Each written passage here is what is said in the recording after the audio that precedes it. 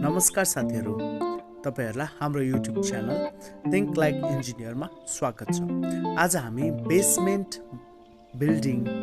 सहितको जुन बिल्डिङ हुन्छ त्यसको एक्सकाभेसनको काम कसरी गरिन्छ भन्ने बारेमा छोटो भिडियो लिएर आएका छौँ। यो भिडियोमा तपाईहरुले देख्न सक्नुहुन्छ हाम्रो जुन बेसमेन्ट सहितको जुन बिल्डिङ छ यसलाई दुईवटा साइडमा दुईवटा बिल्डिङसँग जोडिएर उठाइदिन्छ र यसको एक्सकाभेसन प्रोसेस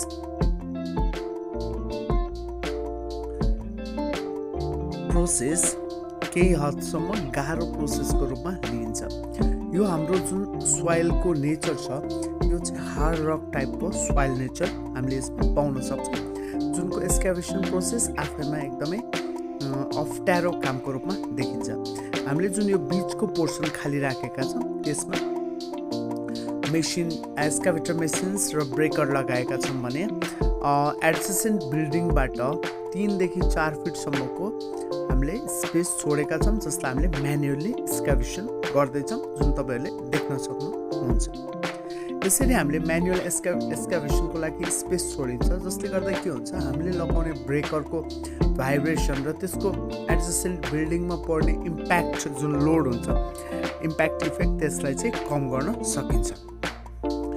यसरी साइडमा भएको हामीले जुन छोडेका छौँ एउटा सेफ स्पेस त्यसलाई चाहिँ म्यानुअली एक्सकाभेट गरिसकेपछि त्यसलाई हामीले क्वान्टिटी अफ जुन मड अथवा भनौँ स्यान्ड सोइल हुन्छ त्यसलाई चाहिँ साइडबाट बाहिर निकाल्नु पर्ने हुन्छ। त्यसको लागि हामीले जेसीबी मेसिनको युज गरेका छौँ। तपाईहरुलाई म्यानुअली या मेसिन युज गर्न सकिन्छ भने त्यो अलिक इकोनोमिकल हुन्छ र ऱ्यापिड पनि हुन्छ। तपाईहरुले यो साइडमा जुन वाल लगाइरहेको देख्न सक्नुहुन्छ, हामीले एउटा साइड प्रोटेक्सनको रूपमा यो वाललाई युज गरेका छौँ। हामीले जसको बेस 16 इन्चको र माथिको टप चाहिँ 12 इन्चको वाल हामीले प्रोभाइड गरेका छौँ। यो जुन मेसिन तपाईहरुले देख्दै हुनुहुन्छ यसलाई चाहिँ ज्याक हम्मर या ब्रेकर मेसिन पनि भनिन्छ। यसलाई इलेक्ट्रिक पावर सप्लाईबाट चलाइन्छ, जुन स्पेशली हार्ड रक सोइलहरुमा चाहिँ युज गर्न सकिन्छ। हामीले जुन एडजेसेन्ट बिल्डिङ छ यसलाई चाहिँ एउटा लेभलमा कटिङ गरेका छौँ। यसरी लेभलमा कटिङ गर्दाखेरि एउटा प्रपर सुपरभाइजर साइडमा अनिवार्य हुनुपर्दछ। जुन तपाईहरुले यो प्लास्टिक सिट लगाइरहेको देख्न सक्नुहुन्छ, यो प्लास्टिक सिटको काम भनेको जस्तो बर्खाको मौसममा जुन पानी पर्छ त्यो एडजेसेन्ट बिल्डिङको जुन फाउन्डेसन सोइल हुन्छ त्यसलाई इरोजन नगरोस् भन्ने हिसाबले हामीले प्रोभाइड गर्दछौँ। सानो हाम्रो जुन ब्याक हो लोडर हुन्छ त्यसको ब्रेकर हामीले यसमा युज गरिरहेका छौँ, जसले गर्दा मेन पावर सर्टको अलिक कम लाग्ने र अलिकति इफिसियन्ट वर्क पनि यसले दिन्छ, जुन ऱ्यापिड हुनुको साथसाथै तपाईँको इकोनोमिकल पनि हुन जाँदछ।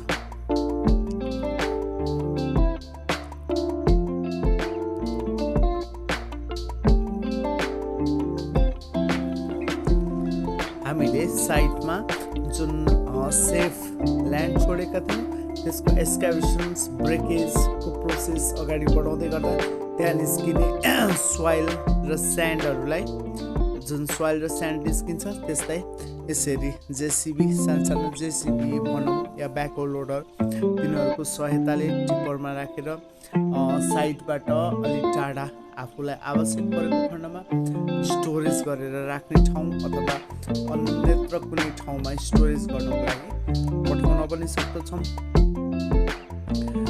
बिल्डिङ जुन फाउन्डेसन हुन्छ बिल्डिङ फाउन्डेसनको वर्क अलिकति एउटा टफ वर्कभित्र पर्दछ।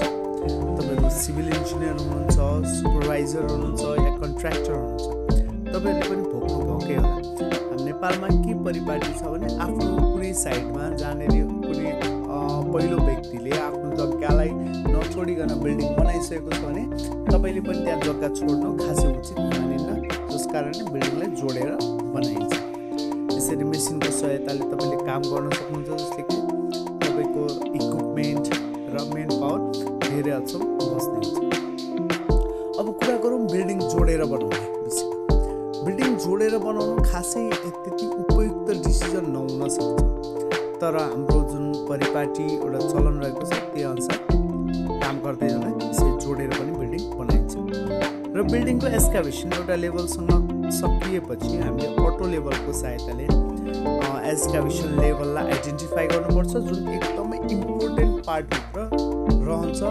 मैले त्यसरी यसलाई व्याख्या गर्छु। यदि तपाईँको एक्सकाभेसन लेभल्स प्रपर छैन भने त्यसले तपाईँलाई ठुलो फाइनेन्सियल इम्प्याक्टहरू पर्न जान्छ। लेभलको लागि तपाईँले लोकल्ली अभाइलेबल वाटर लेभल अथवा त्यसरी हामीले जुन अटो लेभल प्रयोग गरेका छौँ अटो लेभललाई युज गर्न सक्नुहुन्छ।